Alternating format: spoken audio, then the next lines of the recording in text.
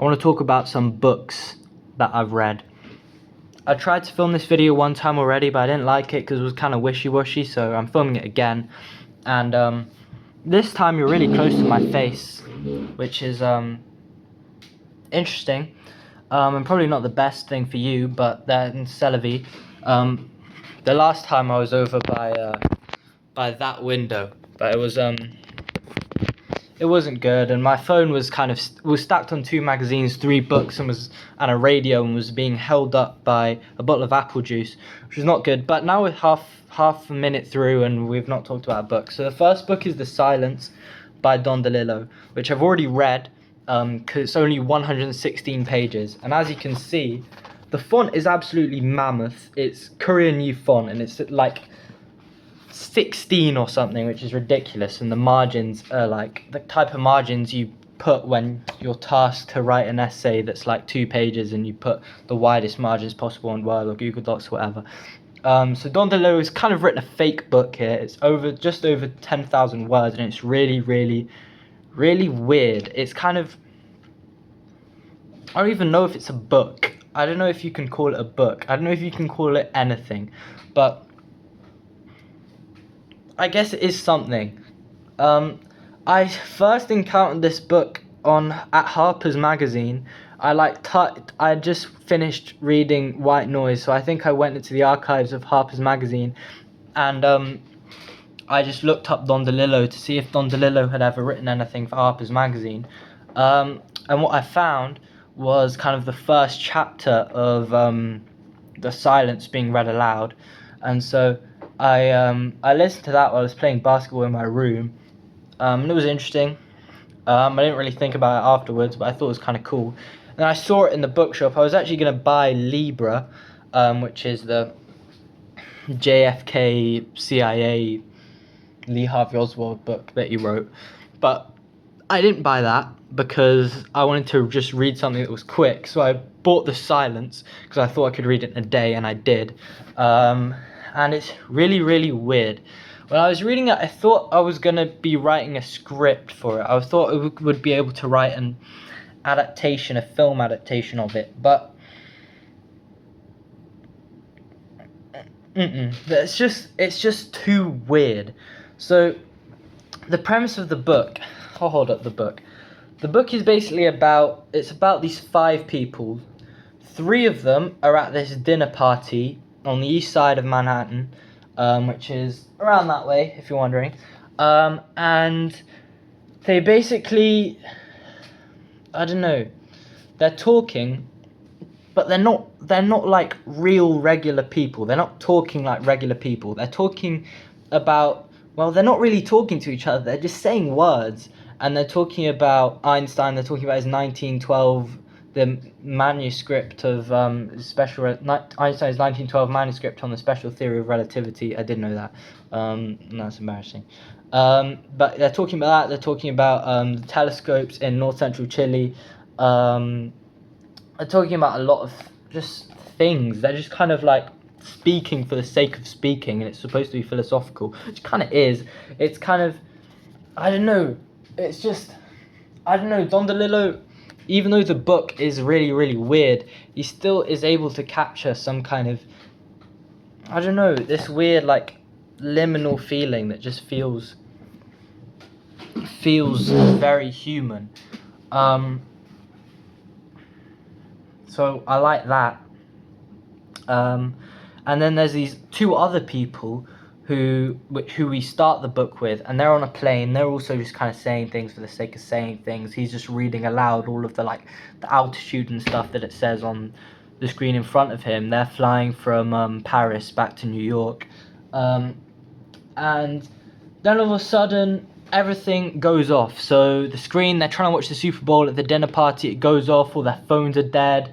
The plane has to make an early crash landing at Newark. And basically, we understand that the world has gone into this kind of pseudo, kind of weird World War III type apocalyptic dystopian state. And the book opens with the quote from Albert Einstein: "I do not know with what weapons World War III will be fought, but World War IV will be fought with sticks and stones, which kind of gives you this gist, which is kind of like a what we doing here kind of rhetoric. I don't know. I need to stop doing things with my hair. But yeah, I do recommend this book. I think it's very, very strange, but again, it's able to capture the feeling of like how humans are kind of, we're already nurtured so much to our environment, but when our environment kind of goes, what are we supposed to do? What are we supposed to do in the silence?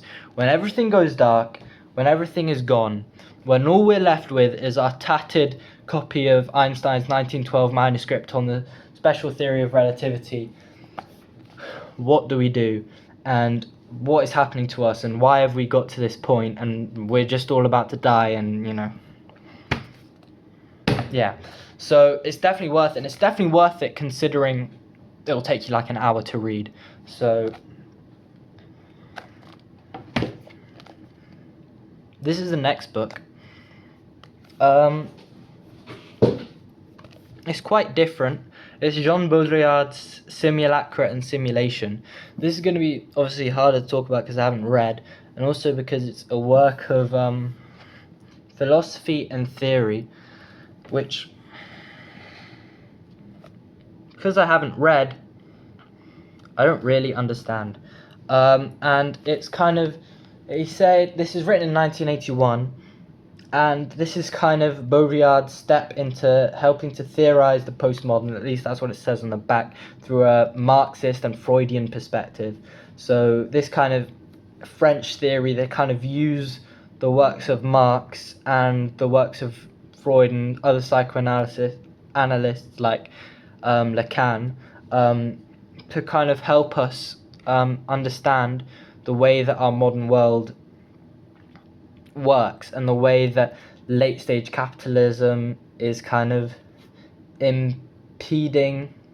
encroaching on culture and society, and how that has created our new kind of postmodern world. And in this, Baudrillard looks at this through things like Apocalypse Now and Disneyland, and of course the Simulacrum and the Simulation. And the Simulacrum is a copy without an original. Like, it just makes no sense. But sure. And Simulation, which is apparently crucial to an understanding of the postmodern, to address the concept of mass reproduction and reproducibility that characterizes our electronic media culture. And that is something that really interests me with these French theorists and philosophers, is that back in the 20th century they're talking about the mass reproduction in electronic media culture, and now I'm sitting here in 2026, and that's basically my entire life, just watching all of this like just rubbish that I could make in 2 seconds, that anyone could make in 2 seconds.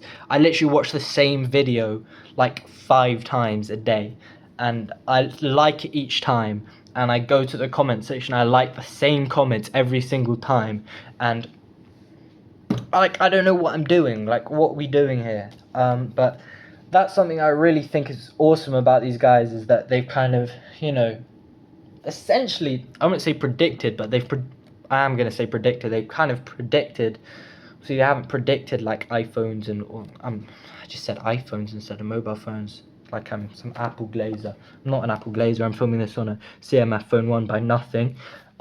Nothing, please hit me up. She said hit me up. Oh, I need some water. Yeah, so that's that. And then on a similar note is The Years of Theory by Fredric Jameson. This is, as you can see, post-war French thought. Is it thought? Yeah. So from the end of World War II to the present, and this is basically, this is part of this. So this is kind of a history of ideas of a bunch of French philosophers and theorists.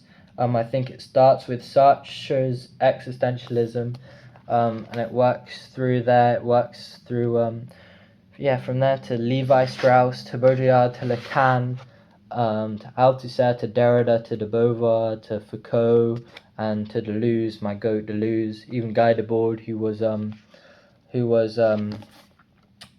part of the situation, or who's part of, he like basically ran the Situationist International, which was kind of a revolutionary theory, not just a group that partook in theory and philosophy, but like a genuine revolutionary group, who were very key in the May 1968 riots in Paris. And there's a bunch of other groups that spawned off of them as well. Like there's one in New York. I can't remember what it was called, but something Wall. And a lot of the like punk bands in the 1980s. The one that I can remember for some reason is Reagan Youth, but there's a lot bigger bands, I think, like the Sex Pistols or something like. I think the manager of the Sex Pistols was somehow involved in the Situationist International and the New York offshoot of the Situationist International, which I think called like Up Against the Wall or something like that, or the Black Hand. I don't know. I swear that's like who killed Franz Ferdinand. Was that Purple Hand? No, it was a Black Hand in Serbia. I don't know what I'm talking about, but basically this goes through Fredric Jameson's the author, introduces here the major themes of French theory: existentialism, structuralism, post-structuralism, semiotics, feminism, psychoanalysis, and Marxism in a series of accessible lectures. This is transcriptions of lectures in the last like 2 years of Jameson's life, because I think he died like 2 years ago. Jameson places this effervescent period of thought in the context of its most significant political injunctions, including the liberation of Paris, the Algerian War. Come on, Camus, bro. I'm sorry. But, just... I'm sorry. I'm sorry. Just ignore anything I just said. The uprising of May 68 and the creation of the EU, the philosophical debates of the period come to life through anecdotes and extended readings of work by the likes of Sartre, Beauvoir, Fanon, Barthes, Foucault, Althusser, is it Barthes or Barthes? I don't know. Derrida, Deleuze, journals such as Tel Quel and Cahiers du Cinéma, Jean-Luc Godard, François Truffaut, Claude Chabrol. It was a great movie last year by Richard Linklater, called Nouvelle Vague, which was very good, and it was about Jean-Luc Godard, and there was a lot of shooting inside the offices of Cahiers du Cinéma, and that was very nice. It was very nice. So I recommend you watch that as well. So I'm excited to see them crop up in here. And as you can see, this is Raphael's painting, I think. Yeah, The School of Athens by Raphael. They have to credit Raphael. You don't want to copyright Raphael. So he's kind of saying like these French dudes were basically like the School of Athens. That's kind of the class he's putting them in. That's the bracket he's putting them in. These guys are like AAA or MLB. And then lastly, is a pretty hard pivot. This is a comic. This is Strangers in Paradise Volume 1 by Terry Moore. And so Terry Moore, I think this is kind of like, I don't know, like a pretty popular self-published comic, because I've seen this, oh, what have I done to my hair? I've seen this in basically every single comic book shop I've been in all 16 years of my life. And I've never bought it for some reason, even though it looks really good and it looks like kind of up my alley, considering my favourite comic book of all time, my favourite movie of all time is Scott Pilgrim, which is not like a superhero comic in like any way. So I'm excited to read this because it's more of a slice of life story. So I think originally it was 3 issues that Terry Moore had said you can write this 3-issue miniseries about these characters. I think it's mainly kind of around a love triangle where this girl called Kachu, interesting name, is in love with her best friend and roommate called Francine, and then enter this guy called David, who's just kind of messing everything up, and I think he likes Kachu. I'm assuming Kachu's bi, otherwise it wouldn't be much of a love triangle. Yeah, so that's this. And then also after that 3-issue miniseries, I think there's been like 90 subsequent issues, and there's in this format, which is not the format I wanted, but I've been to 3 comic book shops today to try and find this. Well, originally I was just kind of aimless, but I went to Midtown Comics. I think it was the 45th Street one. It's the one I usually go to. But I went there and I saw this. They only had volume 2 for some reason. They had volume 2 in both this format and the comic book pocketbook format, which is the format I want. And then I went to Midtown Comics at Times Square and 40th Street. They didn't have it. I don't know why I was all the way up there, considering Forbidden Planet's closer, which is where I ultimately got this. But I was all the way up there, and I didn't even... I don't know. So they didn't have the pocketbook version of this, which is a shame, but I got this instead. And yeah, so I think it also kind of descends into a bit of a mob story, because I think Kachu basically gets in trouble with the mob, and she's supposed to pay like $850,000 in something. There you go. That's the haul.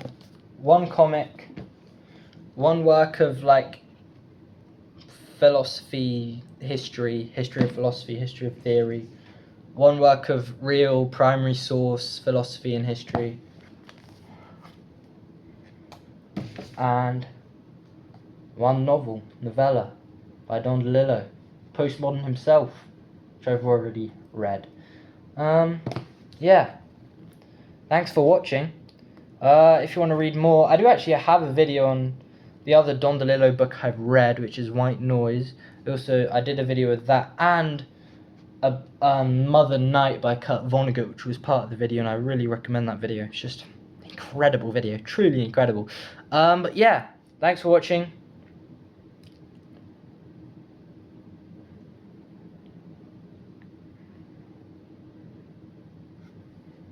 See you, bye. Just goodbye. Please subscribe and watch the other videos. Bye.